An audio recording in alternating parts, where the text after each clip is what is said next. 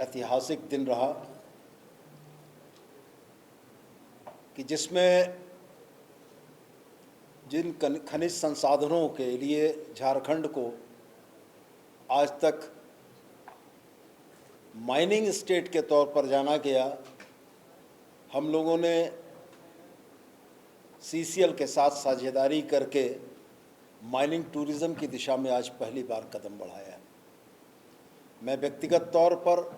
और झारखंड सरकार की ओर से सीसीएल की पूरी टीम को, खास करके सीएमडी साहब को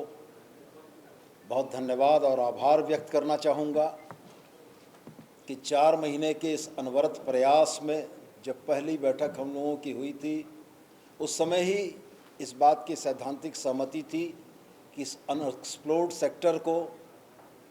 ऐसी जगह को जो सामान्य जन की पहुंच से परे थी, उसको आम लोगों के लिए हम लोग खोल पाएँ, पर्यटकों के लिए खोल पाएँ, एजुकेशनल टूर के लिए खोल पाएँ और पूरे देश और दुनिया के लोगों को यह दिखे कि झारखंड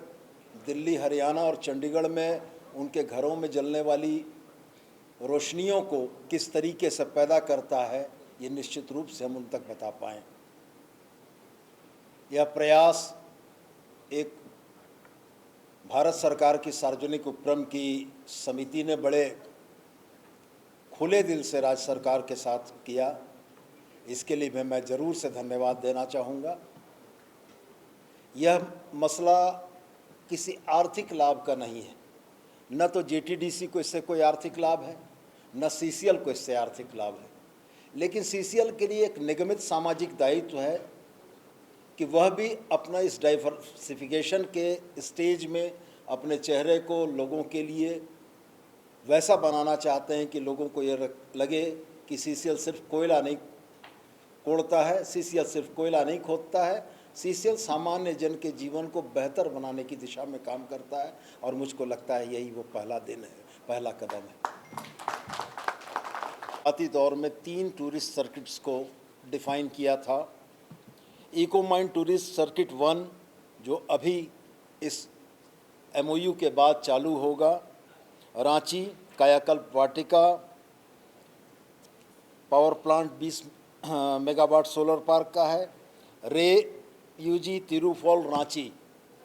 दूसरी सर्किट पर जो हम लोगों ने आपस में सहमति व्यक्त की थी, रांची नॉर्थ उरीमारी, सैलो CHP siding, Palani falls, Patratu water park और रांची। और तीसरा एक और बहुत महत्वपूर्ण था, रिलीजियस माइंस टूरिज़्म सर्किट, जिसमें हम लोगों ने रांची सिकदरी वैली, राजरप्पा मंदिर, Bhurkunda underground mines, Patratu lake and dam, Patratu valley and Ranchi. तो ये चरणबद्ध तरीके से सीसीएल अपने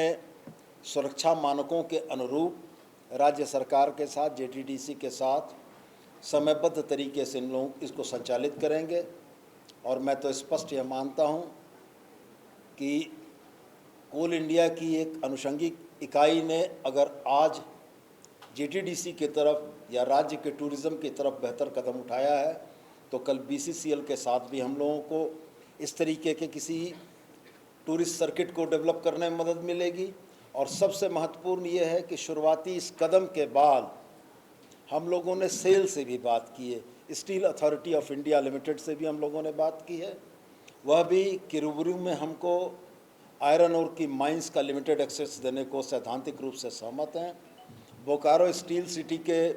उनके प्लांट में इंडस्ट्रियल एक्सपोजर देने के लिए वो सैद्धांतिक रूप से सहमत हुए हैं। मैं दिल्ली जा ही रहा हूँ एक आध रोज के अंदर में, और मेरा प्रयास है कि वहाँ के चेयरमैन साहब से मिल के सेल के हम लोग इन बातों को आगे बढ़ाएं। कुल मिला जुला कर यही है कि झारखंड ने भी टूरिज़्म की दिशा में देश के अन्य राज्यों के साथ कदमताल करने का प्रयास शुरू किया है। टूरिस्ट को अट्रैक्ट करने के लिए हम लोगों ने अपनी कमजोरियों को अपनी मजबूती बनाया है। कल तक माइंस मिनरल वाला स्टेट कह के हमें जो यह कहा जाता था, आज हम उस माइंस मिनरल के आधार पर ही टूरिज़्म को अपने यहाँ अट्रैक्ट करने की शुरुआत करने जा रहे हैं। तो मैं पुनः सीसीएल की टीम, हमारी टूरिज़्म की टीम, डायरेक्टरेट से लेकर जेटीडीसी के तमाम लोग और वो तमाम लोग जिनका प्रत्यक्ष या परोक्ष सहयोग हम लोगों को मिला है, मैं सबका बड़े हृदय तल से आभार भी व्यक्त करता हूं और यह उम्मीद करता हूं कि आज जिस रास्ते पर हम लोग साथ मिलकर चले हैं, यह रास्ता लंबी दूरी तय करेगा और आने वाले दिनों में देश के पैमाने पर माइंस टूरिज़्म के मसले पर झारखंड अग्रणी राज्य होगा। बहुत बहुत धन्यवाद।